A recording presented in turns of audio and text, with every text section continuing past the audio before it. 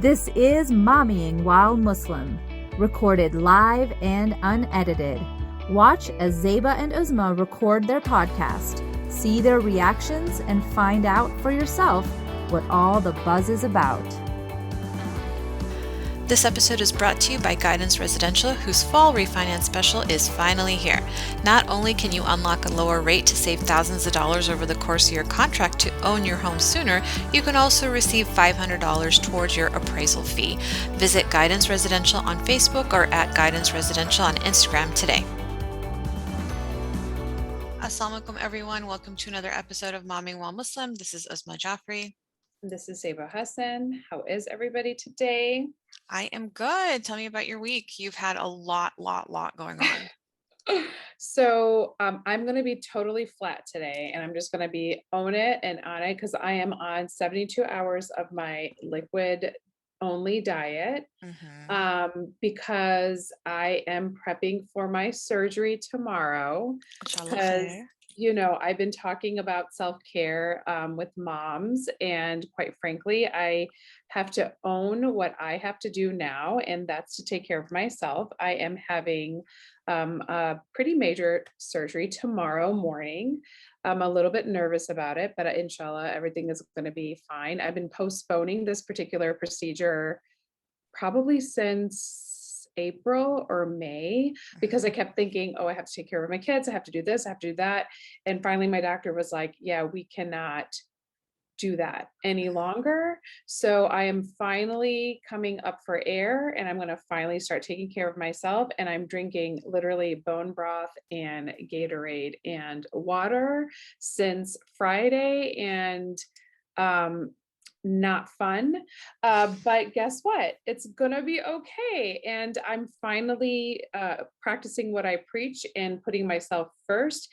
And my poor kids don't know what to do with themselves because they're literally panicking right now because I'm going to be in the hospital for 3 days. So I thank you for, adjusting our schedule and accommodating me and our research stuff, because I have to kind of get all this stuff done before I'm going to be MIA for the next couple of weeks. So that's where I'm at right now, and I'm drinking water and trying to stay as hydrated as possible. But I will be misspeaking, and I'm going to be boring because I am so flat right now. Yeah, you're just not, you're malnourished right now. Because I have not had solid food since Friday. Yeah, and I'm sorry, but I'm really glad you're getting your surgery done. I'm really happy, and we'll all be making dua, inshallah, that your recovery is short and sweet. I wanted to ask you about teenage brains, because I had a moment where my daughter decided that the lava lamp that she made was not good enough because it wasn't working. I mean, obviously the lava lamps that you make at home they don't have the heat component, right? You're just doing it in a water bottle. So it wasn't moving the way a lava lamp moves, but you shake it up, and it moves just like that, and it was her science experiment. She didn't like it, so she dumped it down my sink. Oh, and the oil and the oil. It's like it's a good amount of oil in there. And I'm just like, I don't understand. She's like, no, I just got mad and I tossed it in there. I was like, you can't just get mad and toss stuff down the sink, dude. Like, what if it's a diamond ring next? Like, I don't understand. Like, you're going to clog my pipes now. And I was getting all upset and worked up. And then I had to stop and remember, like, neurocognitively, like their frontal cortex and their decision making is not good. And I see that with the older ones, the 13 and the 12-year-old too. So I have to cut them some slack and be like, and I'm always telling my husband when he goes off the handle on them, I'm like, listen, their brain doesn't process the way ours does. You cannot get upset because they didn't know to hold the tray of sauce straight. He's like, no, how can you not know that? I'm like, they literally don't. They forget about gravity. They forget about balance. I know we spend all this time teaching it to them, but the actual the practical application of these concepts, they don't get yet. And we have to learn to give them some grace and have some patience. And it really sucks because I don't know, I guess I'm gonna have to drain on my sink to make sure it doesn't get backed up. And they're reactionary, right? Like they're reactionary, and they don't think proactively. They're reactionary. And actually they have to go through those steps in order to be able to function later on. So it's a weird thing for us as parents. We get frustrated by those things, but the things that we actually get frustrated by are actually the skills that they're going to need later on in life. So we have to allow them. Hopefully, inshallah, you can get the drain out and you can do all that. But this is a teachable moment for her. Yes, yes. And perhaps giving her a little bit of guidance for next time. What can we do instead? And perhaps this is something she's nervous about because she might be a perfectionist in the making, maybe a little mama, because I know somebody else that was kind of like that with her science experiments, right? So maybe you can, teach her a little bit. This is a good teachable moment for both of you. Yeah, except she stormed out of the room when I was like, what were you thinking? And then I was like, oh wait, she wasn't, because she can't. Yeah, exactly. She was reacting. She wasn't thinking. And that's something that we have to hold them in grace during those moments, because they're reacting and they're learning. And she's 10, right? Because she's only 10. And girls actually develop cognitively a lot faster than boys do. So she is, and you saying something to her probably triggered something in her. And so instead of the next time, this is just my personal advice to you, just kind of say, so what should we do about this next time, and kind of make this something that you two can do together and problem solve together. And then she won't feel that you're against her, and that the two of you are working together in the future. I appreciate that. Yeah. I mean, it's a learning experience for me too, as a mom, because I'm doing this for the first time. Are very, very tough. Yeah. Arguably, I think they're equally, boys and girls to me are equally tough. So I don't know. I'm diving into pre-teenage years, kicking and screaming, but I'm glad you're going to hold my hand through it. So you ready for a soapbox? I am ready for your soapbox, and I am always nervous about what our soapboxes are going to bring for us today. So hit us with it. So our soapbox today is about the Texas abortion law, which got probably 2 minutes of airtime, right? So as of September 1st in Texas, anybody who assists a mother in obtaining an abortion as early as 6 weeks, or by the time the fetal heartbeat is heard, is going to be criminalized. So that's you're facing fines and jail time for this. So what we found happening during COVID was a lot of our non-emergent procedures were subdued all across the country, but especially in Texas. Greg Abbott totally put a pause on them, so much so that between April and May, the number of women ordering Plan C from overseas went up something like 30 times, 30 times more than normal.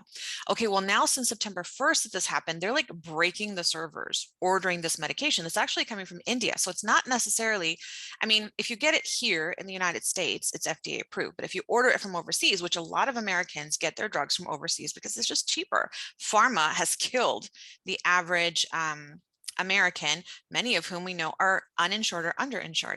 So they get it from overseas. It's about $105. So still can be cost prohibitive. However, there's a program out of the United States where if a woman cannot afford it, they will actually give it to her for free. So we've also found another result of this particular law is that women are going to states where early abortions can be performed, like Oklahoma is getting inundated. So, but the problem is women who cannot afford to go out of state because they're working and they can't afford to miss any hours. It's too expensive for them to go out of state. And I know Texas, Oklahoma, they're really nearby, but have you seen how big Texas is? Getting from one corner to the other is insane. It can take a whole day to do that. And people can't afford this, which is why they're ordering this medication. And God forbid the medication ever gets contaminated, because when there's such a huge supply that is breaking the servers, shortcuts are going to be made, because again, it's not FDA approved. The FDA is not regulating these meds that are coming from overseas. And God forbid we have an adverse reaction. The adverse reaction rates are really low with the plans. Naturally you're going to have bleeding because that's what you want to do. But these home kind of self-abortions that are happening, this is exactly why Roe versus Wade was done, so that there could be medical oversight, but now of physicians. If even the Uber driver driving you to the abortion clinic or to the physician physician who performs abortions is going to go to jail, it really limits and hinders that patient-doctor relationship again.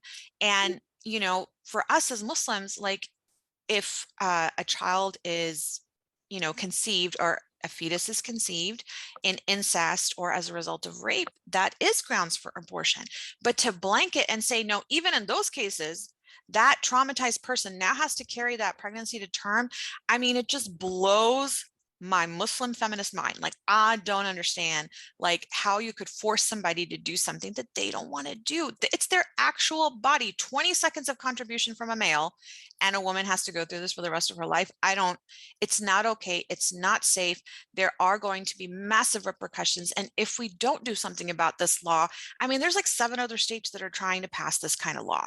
So definitely Roe versus Wade is threatened. Definitely the autonomy and agency of women over their bodies is threatened. And as Muslim women, we truly, we're not advocating for abortion. What we're saying is, what you do to your body is your choice. You pierce it in 17 places, you get abortion. I don't care if you get an abortion. I don't care if you don't pray. I don't care if you don't fast. If you're nice to me, I'm going to be nice to you. Yes, ideally you do all those religious things, but ultimately you sleep in your grave and I sleep in mine. And if you cannot safely have an abortion, yes, 100%, I will drive you to Oklahoma to get you your safe abortion. That's our soapbox for today. Girl, we need to go back to listen to Hassan versus Jaffrey. Go take a listen, y'all. Because I gotta tell you, like that is, you know, regardless of where you stand on the topic, having a safe abortion, having that option so that women do not get hurt. It just, I can't even. Yeah. And you know, if the plan C doesn't work, there can be huge anomalies in the fetus as a result of an incomplete abortion or a failed abortion. And then you've given birth to a child that needs lifelong care, you know, and there, everybody's going to blame the mom because, oh, if you hadn't tried to have an abortion, well, if you hadn't made me carry it to term, it wouldn't have happened. So it's just, it's like the worst kind of catch-22, and the people who suffer are women, and it's not fair. You always make me stressed out. Now I'm going to have to sorry. Go drink some more Gatorade. I'm going to drink my Gatorade and go from there. But the good news is we have a really cool guest on today. And, you know, so many people have liked me. And I always say that because of my biracial standing, I've passed in so many different, and then once people find out I'm Muslim, they're kind of like, oh, you're Muslim? Oh, that's kind of interesting. Wow. But like, you're so normal. And I'm kind of like, yeah, I am. And most Muslim people are normal. And that's why we're kind of doing this month, because we've gotten so many different messages from so many different people. And, you know, there are so many queer Muslim people that identify as Muslim, but they're too afraid to identify publicly because guess what? There's no place for them to go. And their existence is planned by Allah. That's the truth of it. And their life matters as well. And they matter to us.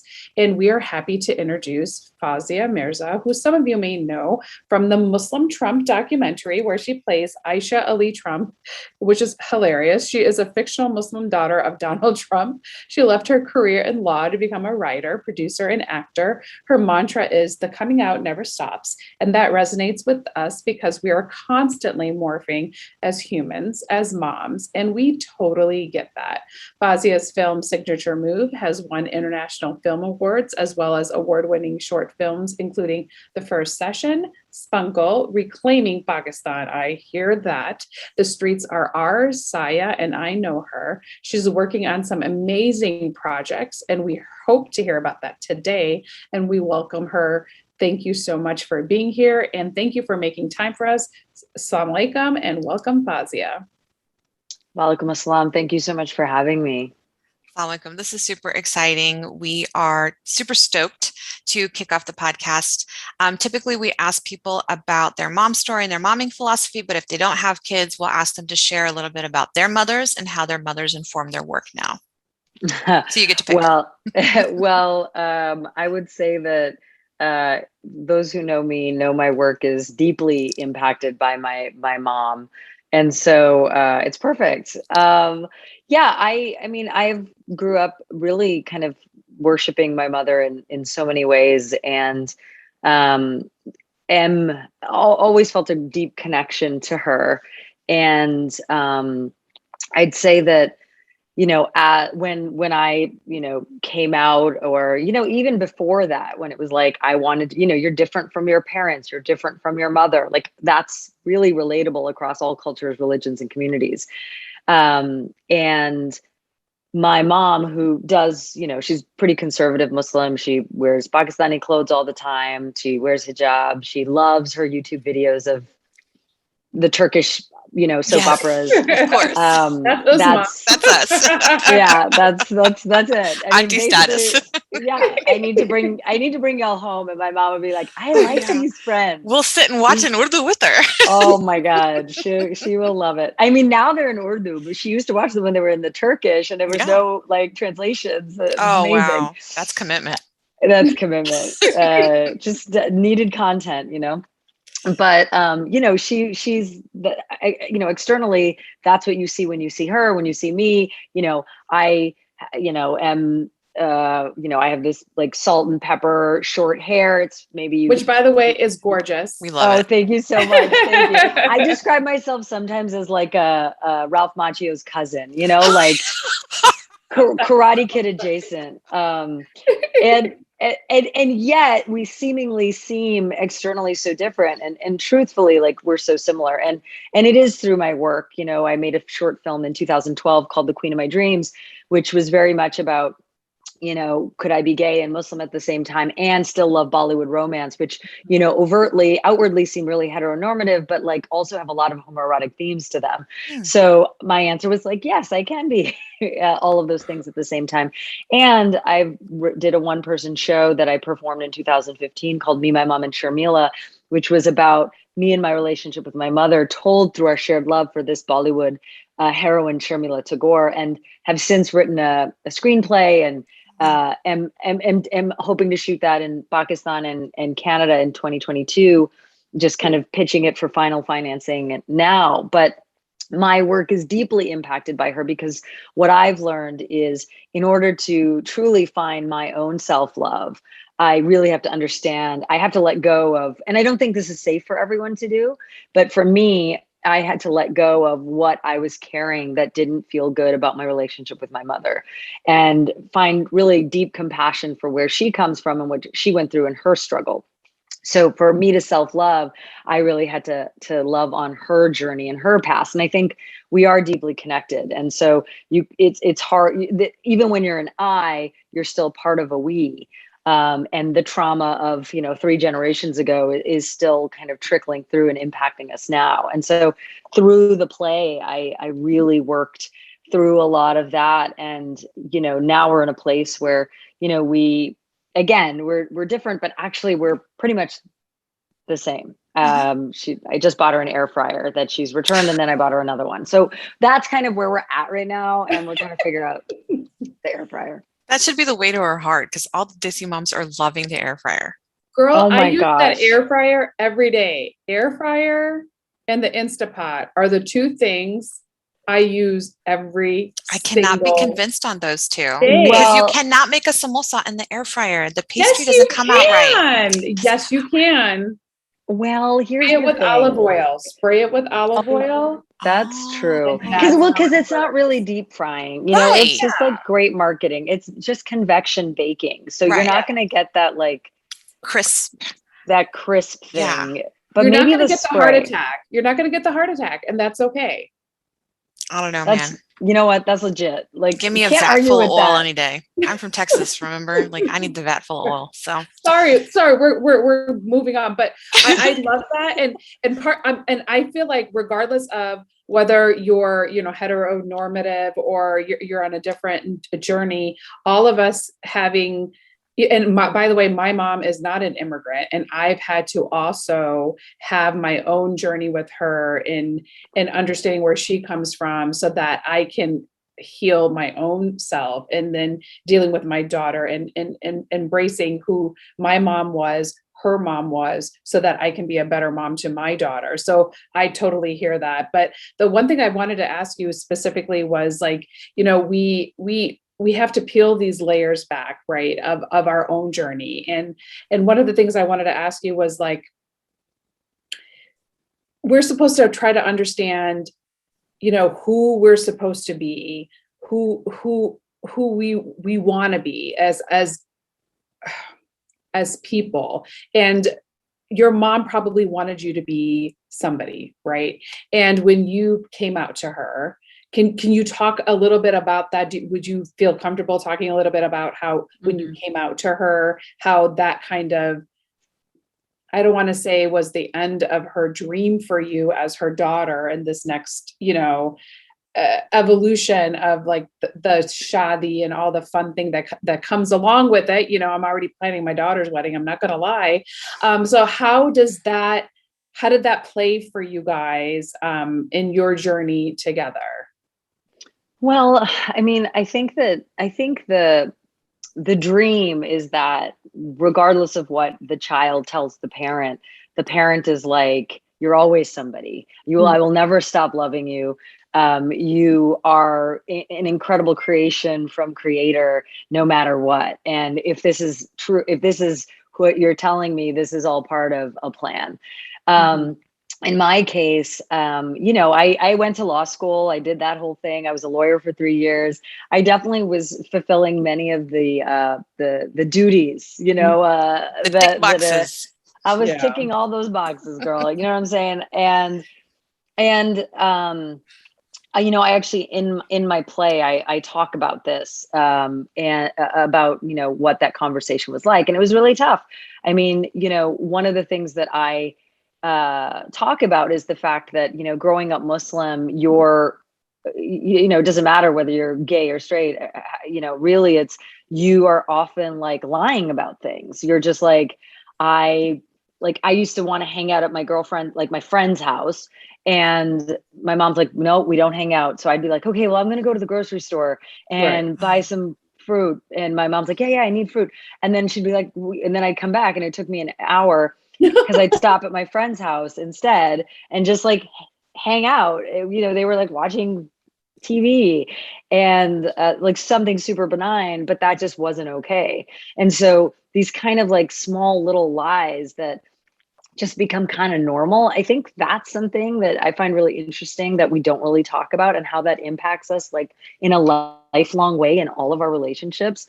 But so I was in a relationship, fast forward to, being, 29, and I was in a relationship with my first girlfriend, living with her. I'd moved in with her, and my mother knew her to be my roommate, and, super successful, like, dream person, super successful, owned her own home, great career moving forward, 2 cute little sweet cats, the whole thing. And when we actually had to break up, and it was hard, and afterwards, I was doing my work. As a side note, my work I was doing at the time was having me travel around the country to different colleges and universities. I was doing educational work. And so I was at an airport, and I was just really sad about the breakup and just truly devastated. And it was that moment where all you want to do is, in your weakest moment that you've ever had in your life, up until then, I was like, I want my mom. And so it was at a moment in time where GChat was a thing still.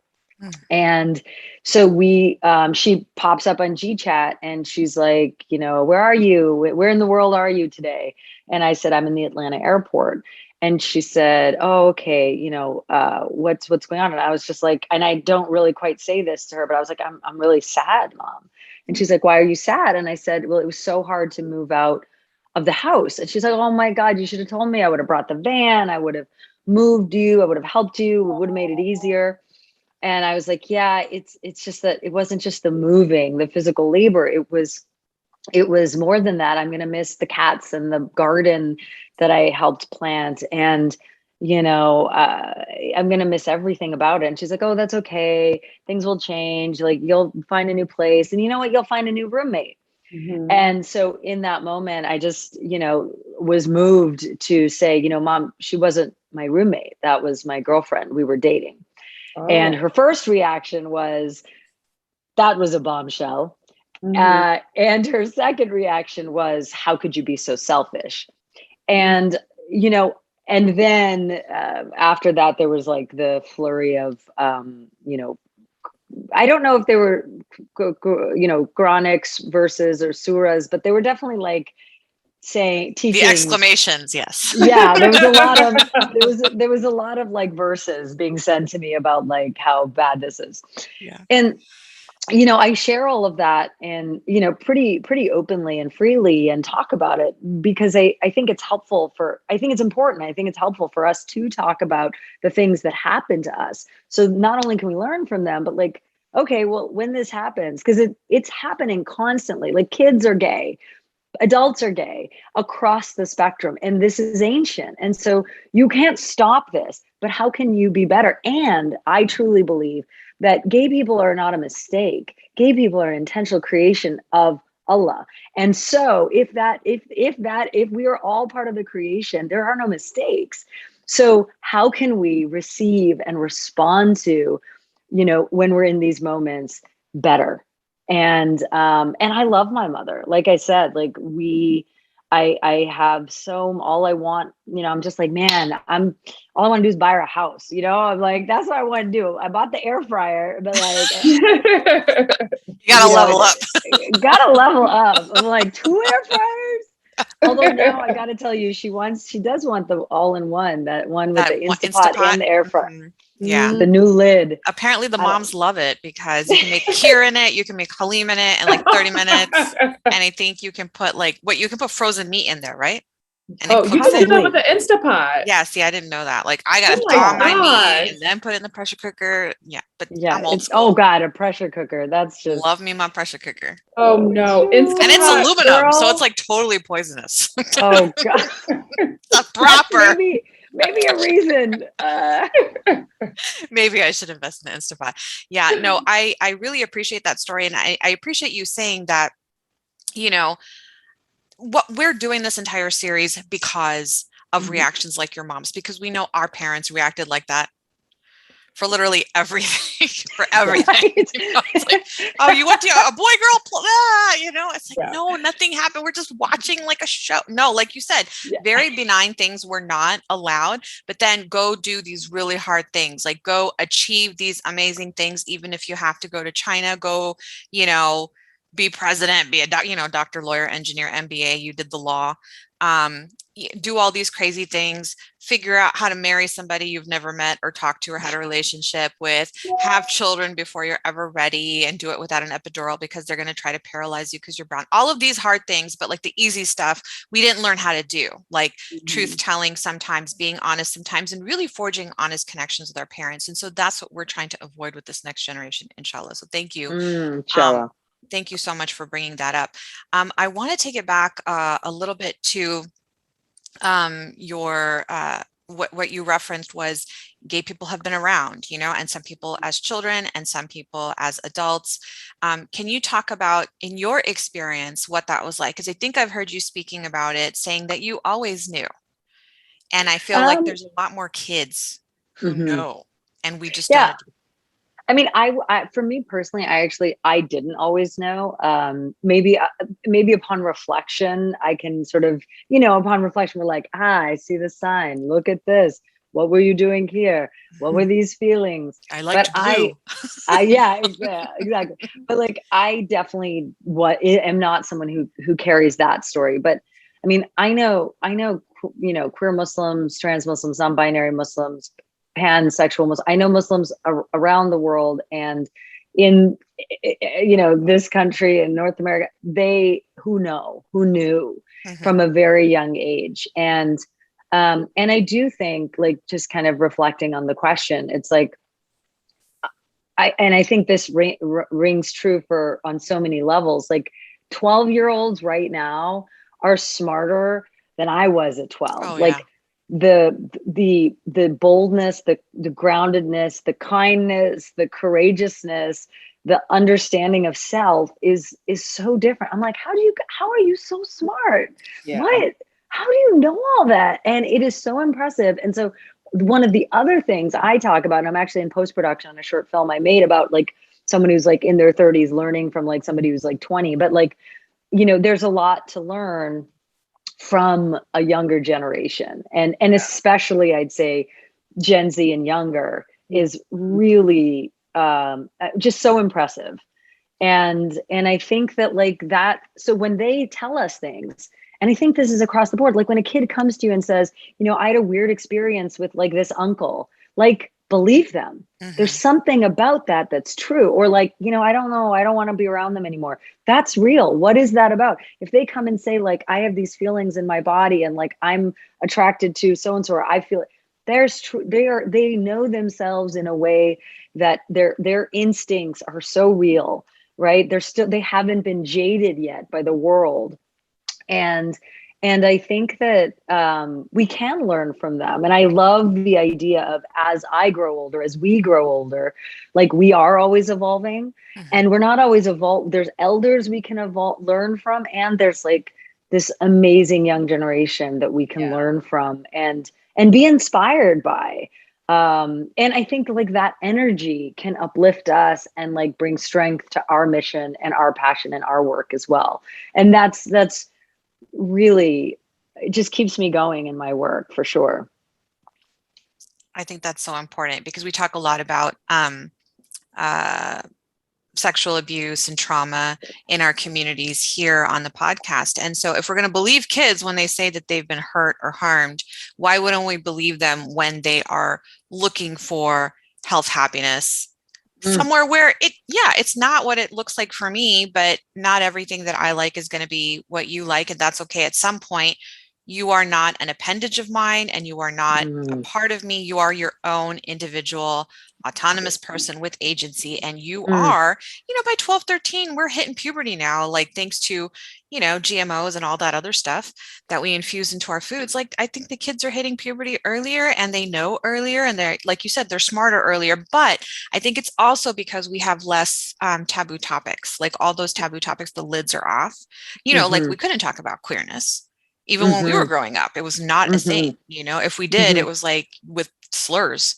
It wasn't any healthy kind of conversation. So I think that generation, just being able to talk about it normally, destigmatizes it. It makes it less fear inducing, and it's just normal. You know, my friend is queer, or my friend has two moms, and it's like, there's no need to panic. Like, it's not contagious. Exactly. And if you're not gay, you're not going to become gay. Because you're talking about it. Exactly. And a big thing that we need to talk about today. A lot of our critics don't understand that. Like, oh, by talking about it, they're like, are you guys queer? We're like, no, we're straight as arrows. But we're not a couple. As much as I love her, I love her too. We're not a couple. Hot, but no. You know, and it's not contagious, and it's okay to have these conversations. And it's okay, but and it's not promoting it or whatever the case that people want to talk about, and having these conversations will help somebody else.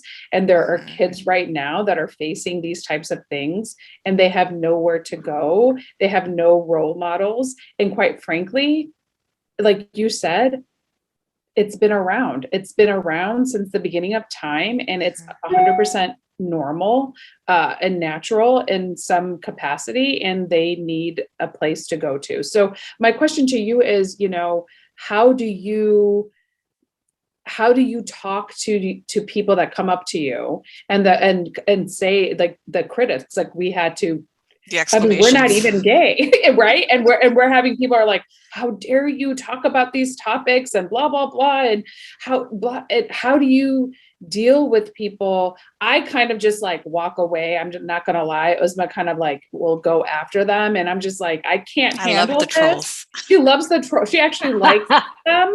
I can't. How do you handle the naysayers that come up to you and say you can't be Muslim and queer at the same time? Well, I think, first of all, thank you for being allies, because we need allies. And I think that there has been a great reticence for queer people to come out, because it's not even the non-Muslim people that are going to kill us. It's the Muslim people that want to kill us. And so the fear of violence is within our own community. And if you step back and you think about, like, if a Muslim community is terrified of violence from non-Muslims, but like, wait a minute, also the Muslim community, the most marginalized Muslim community within, like think about Black trans Muslim women who are out there doing the work and but they are fearful of our own community. Like what message does that say about how we need to be better as Muslims, as an ummah? So thank you for that. And I think it's really important work. You know, it's not easy, but then again, it's taken me years. And so I grew up, you know, the only brown Muslim kid growing up in a tiny town in Sydney, Nova Scotia, Canada, on the Atlantic Ocean, which is like Canadian Maine. And I learned at a very early age that comedy was a means of survival. And so I move with ease because it's how I survived and continue to survive. And at this point, like there's so many trolls, there's so many people don't always say things to my face anymore, but I know they say things to my sister, whose name incidentally is also Uzma, and she hates it. They say things, I'm sure they say things to my mom. They say things, and but here's the thing. They also said things when a friend of mine went and got married to a non-Muslim guy. They said the worst things. They said things when there were so many controversial things that happened in our community before I came out that had nothing to do with being gay, but the community was just so up in arms. And so to me, that means, and it's like what you're saying, is that the community, we have to find new techniques with which to, as a community, starting with imams, to preach new ways, and not just starting with, but I think that's a place where people get their wisdom, and they're like, well, if the imam says it's okay, and it's like, well, they're not saying these kinds of conversations, you know? Yeah. So I think that I learned that everyone's always going to have an opinion on who you are, whether it's, you know, when I had long hair, they were like, your hair is so beautiful. You know, when I lost 50 pounds and people are like, oh, you're so skinny now. You look, oh, now you're too skinny. Then you gain weight and they're like, oh, you're so round. You're looking then healthy. You look too healthy. Yeah. You have long hair and it's like, oh, maybe you need a different cut. You have short hair and it's like, now you look like a boy. And it's like, like there's no pleasing people. Yeah. And that is the truth of like our humanity.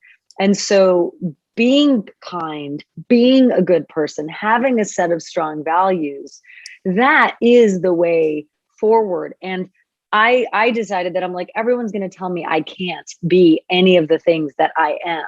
So I'm just going to take the things that I want to be, and I'm going to rise above the noise, and I'm going to be my own identity regardless. So of course, people still think, they're like, wow, you can be gay and Muslim. And I'm like, well, I'm not a hologram and I'm right here. Exactly. So yes, you know, and so I really think there's that. The other thing I want to say is the danger that is bred by not talking, the danger that is bred. There's a word in Urdu, koltava, you know, it's just this boiling below the surface, right? A boiling. There's this danger that is boiling under the surface when we don't talk about things.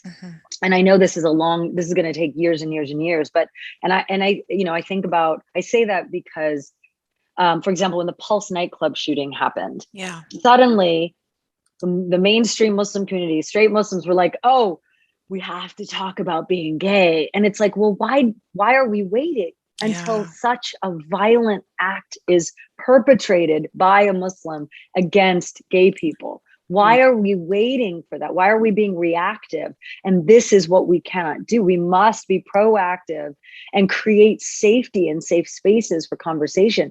And the Pulse nightclub shooting, I was in Chicago at the time. And my partner at the time was this wonderful, you know, she still is very wonderful, a woman named Nabila Rashid, you know, South Asian Muslim woman, amazing attorney, you know. But anyway, we wanted to have a conversation. So, and it was during Ramadan. So we invited, to break fast, we invited leaders from the straight Muslim community, including an imam, and all these gay Muslims we knew, and had an open dialogue, and it was recorded. I'm blanking now all of a sudden on a Chicago WBEZ. There was an article written about it by a really wonderful author. But one of the things the imam said in that safe space when having a trans Muslim who had reverted to Islam say, like, I don't feel safe. And the Imam was like, I didn't know there were so many gay Muslims. Yeah. And I don't want you to feel this way. Right. And these are like, you know, religious, like doing all the things, all the practices, all the pillars. And, you know, that kind of conversation, I think, needs to happen more. And some of these community members have since gone on they started the Masjid al-Rabia, which is a wonderful queer and trans mosque in Chicago. And like, so it's like, wait, so you want those Muslims not to spread Islam? Why? Mm-hmm. Like, why? What are you afraid of? Because they're actually doing the thing in some ways better, because they're also including more people and then bringing more people in. And I know I'm on my own soapbox right now, but I also want to love it. Do it. Take it away. And I also want to say that, like, here's the thing. It's like, if you're excluding people, you are literally doing the opposite of what the Deen says to do about bringing people into the Ummah, right? And I will say queerness brought me closer to Islam. Right. And that is because when I was like, okay, we didn't talk about sex growing up. We didn't talk about having a period. Like, nope. I was like, what is this blood? Not even with my husband. Until we'd been married for like 2 years. He didn't know I had a period. What? I'm a huge proponent of, like, nope, talk about it at every dinner table, you know, break those norms. Just like, oh yeah, I'm bleeding. That's how babies are born. You know, like, this is why this is possible. But like queer, like, you know, because we didn't talk about sex, we didn't talk about any of these issues growing up. There was so much shame we carry just having a body. Yep. And the way female in the religion. Hide your breasts, wear dupatta, like cover this, cover that. I mean, even I still remember this, being pregnant in Pakistan. Hide your belly. Hide your belly. Oh yeah, 100%. Because people are going to know you had sex with your husband. What? Like, and they're like, hide. You're not supposed to show your belly. And I was like, I look like a whale. I don't know how I can hide this. I know. And I was so like, what in the world is wrong with you people? Yeah, no, it was not shame. Fun. Yep. Everything shame. I mean, that is such a beautiful moment in your life to be celebrated and seen and honor and witnessed. So yeah. And so, like, to really find a place where I wasn't, like, I was like, okay, well, I already carry so much shame just being a person, having a body, being a human. Sex, like, I can't even say it out loud or in private to myself, like the word. Yeah. And now I'm going to have sex with women. Yeah. To find a path of self-love. Yeah. Instead of self-loathing, I have to figure this out. And so I deconstructed and did a lot of work to remove the shame from sex and just having a body, having breasts, being able to talk about my different body parts safely and for myself. And all of that work, it was really just like cleansing and healing and really kind of took away, like, helped heal all this trauma. And by removing and clearing all of that, I had more space suddenly not to think that religion is bad.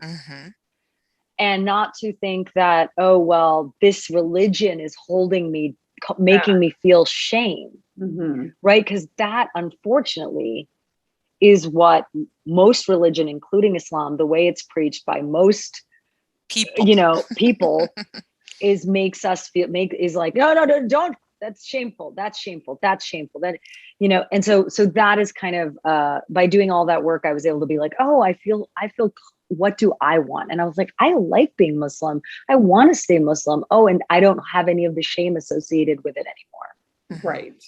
That's incredible. And that, it speaks to kind of our learning journey in the past couple of decades, like meeting queer Muslims, seeing what violence they have to undergo, but most importantly, seeing their devotion to Islam. And I don't know if it was as a result of being queer that they came closer to Allah, but some of them have reverted to Islam, the people that I know. Some of them were born Muslim, and they are diehard. Like, they don't miss their prayers, they don't miss their fast. And in our very elementary minds, it was like, you have spoken in the past about how when you came out, oh, you can't do this in your own community. And then you went to the gay community, even they were like, oh, you're Muslim, well, you can't be queer, so it's like everybody's rejecting you in every single space. But it's like, at the end of the day, for Zeba and me, what's most important for us and for our children is to carry on Islam and to continue being Muslims. And we consider ourselves very observant Muslims and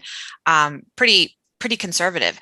And so for us to say that, we don't care what you do or who you are, as long as you are a practicing Muslim, because to us, the umbrella there is you're inclusive, you're accepting, you're kind, you're all the things in the prophetic model that we hope that we have been able to teach you. And I think that is of utmost importance to us.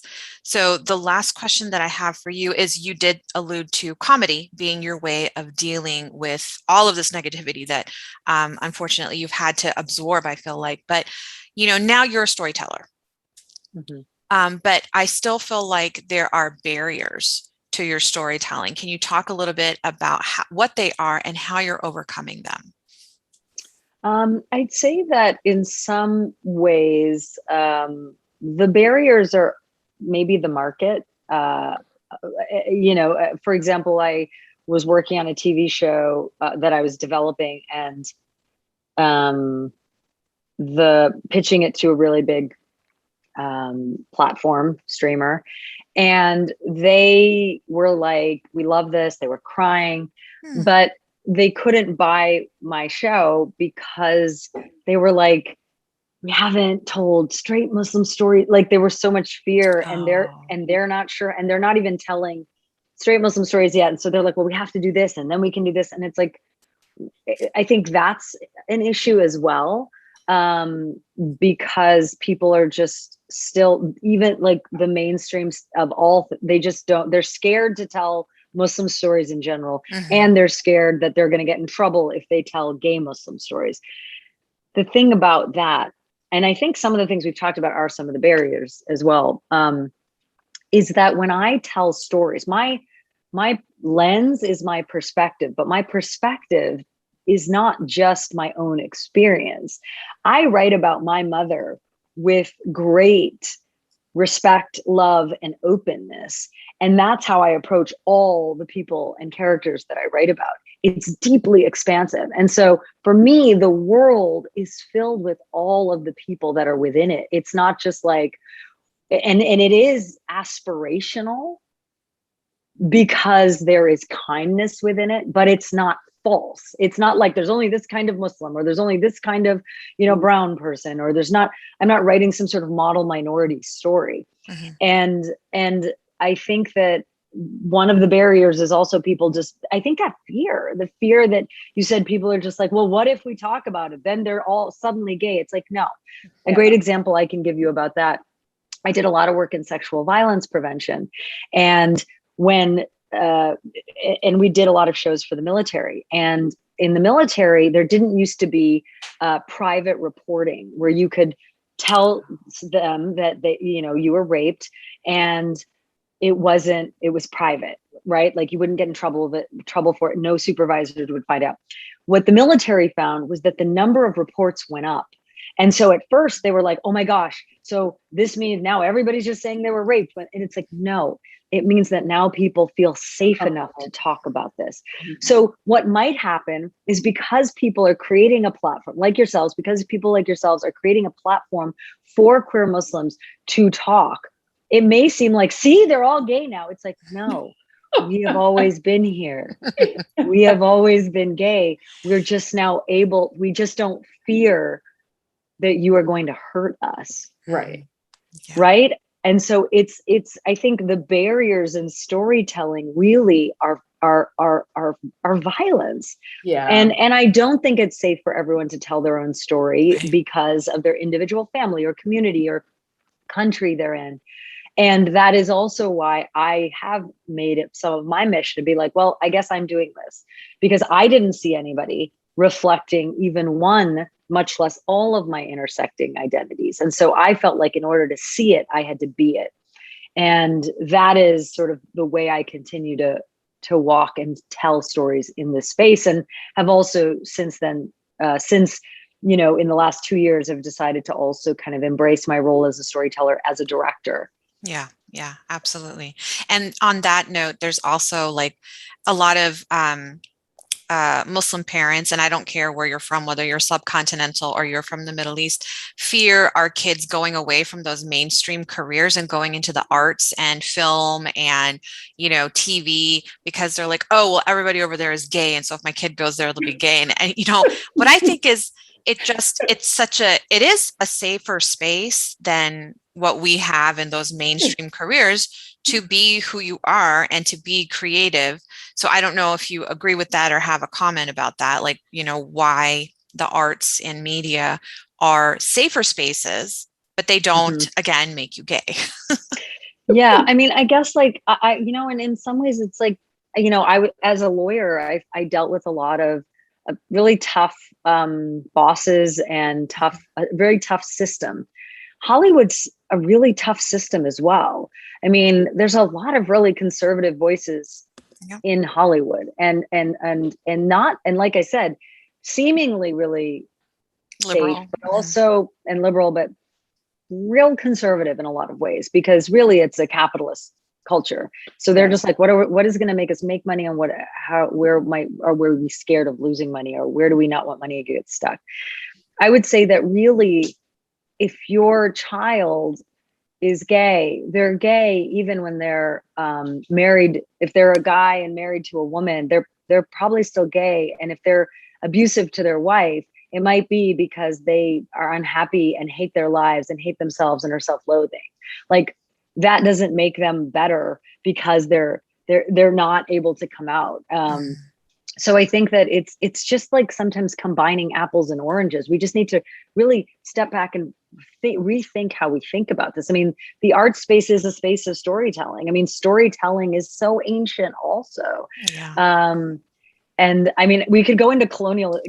Oh yeah. I love that soapbox on just to talk about that.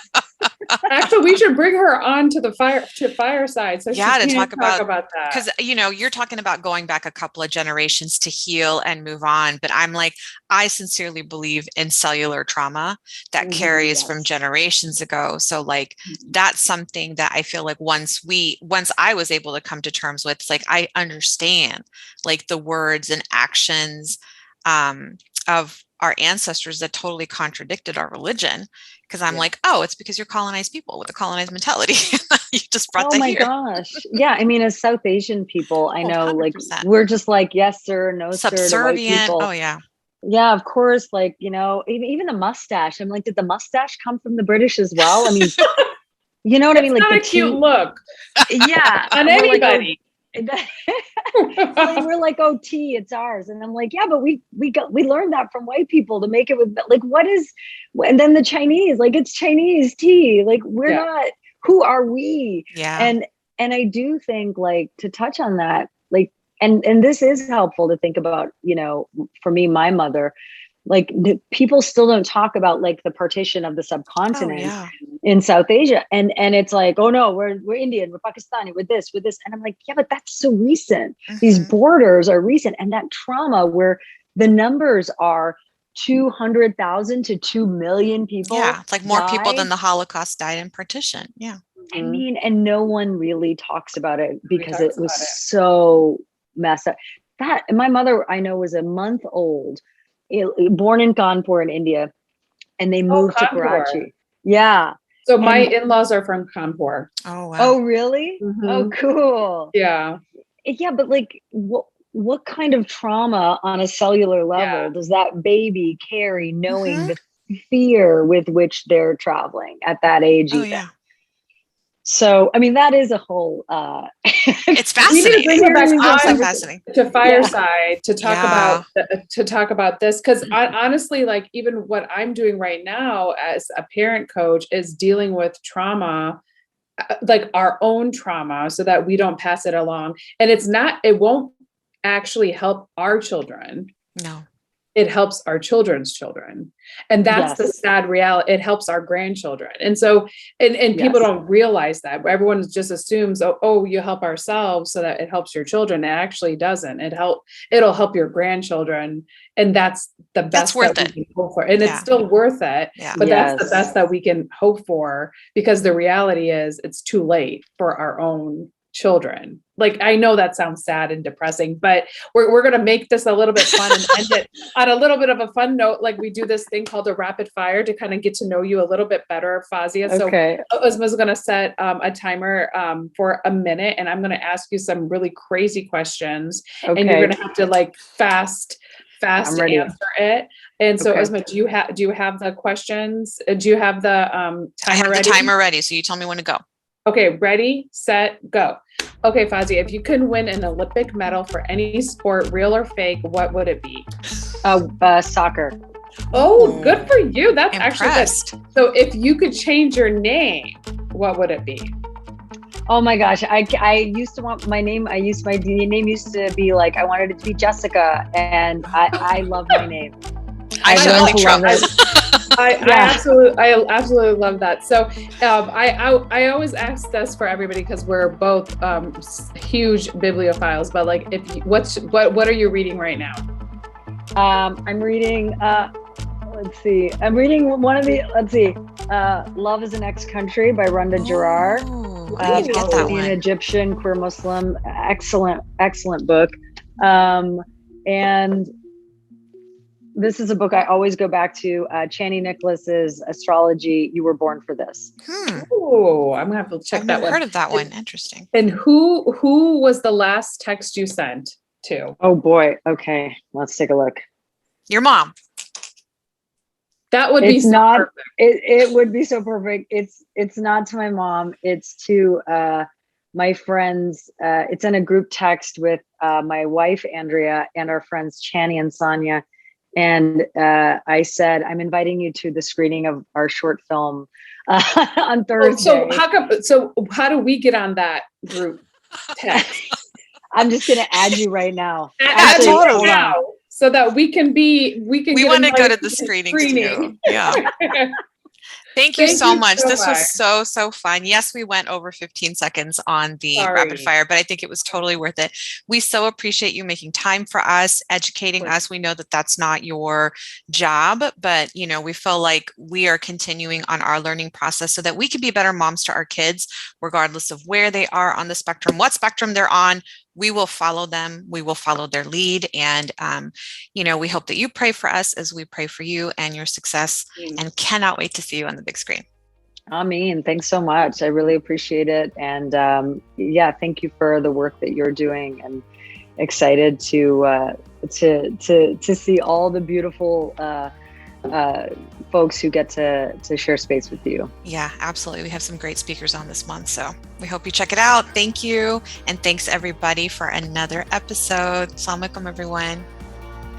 This episode is brought to you by Guidance Residential, whose fall refinance special is finally here.